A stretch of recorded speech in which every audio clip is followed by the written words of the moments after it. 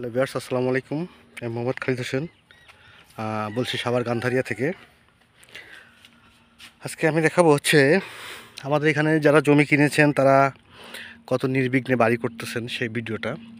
তো আমার ভিডিওর একদম প্রথমে কিছু ভিডিও ছিল 14 শতাংশ জমি ভুট্টা খাত, তারপরে ওইগুলোকে আমরা ভেঙে ভেঙে ভুট্টা খাত ছিল 14 শতাংশ জমির, তারপর ওইটাকে আমরা ভেঙে 3টা প্লট আকারে বিক্রি করেছিলাম।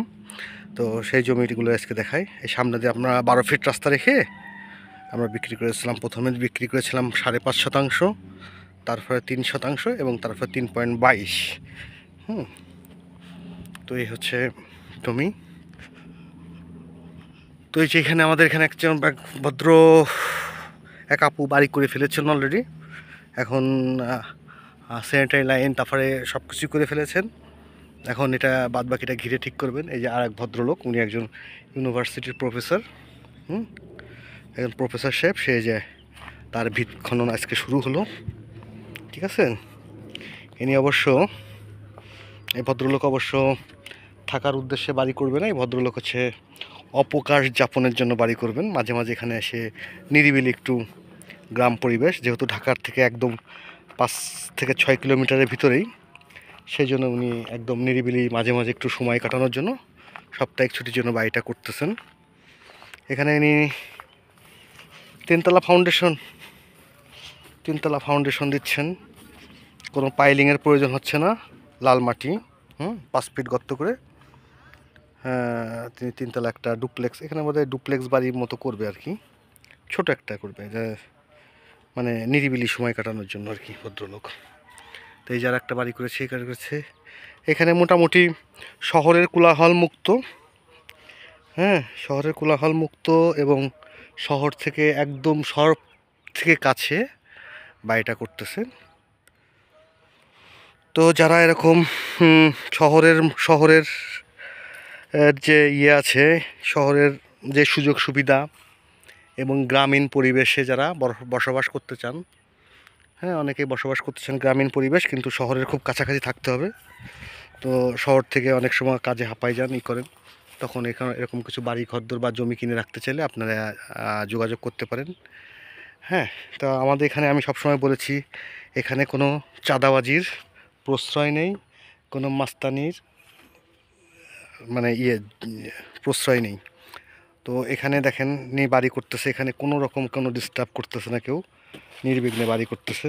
এবং সবচেয়ে বড় ব্যাপার মানুষকে যখন একটা জমি কিনে দেওয়া হয় তখন তার একটা দায়িত্ব থেকে যায়। আমি নিজের দায়িত্বেই আবার উনি সব করতেছেন, বাট আমি যে মিস্ত্রি এটা করে দেওয়া, ওনার ইঞ্জিনিয়ার লেআউট করছেন, আমি মিস্ত্রি দিয়ে এবং ইট বালি দিয়ে এগুলো দিয়ে ব্যাকআপ দিয়ে সাপোর্ট দিছি। এবং সবচেয়ে বড় কথা যে এখান থেকে উনি বাজার থেকে যে দামে কিনতো তার থেকে অনেক কম দামে কিনেছেন। নিশ্চয়ই এই ভদ্রলোকও ভিডিওটা দেখবেন, যদি এর ব্যতিক্রম হয় অবশ্যই কমেন্টসে লিখে দিবেন মিথ্যা কথা।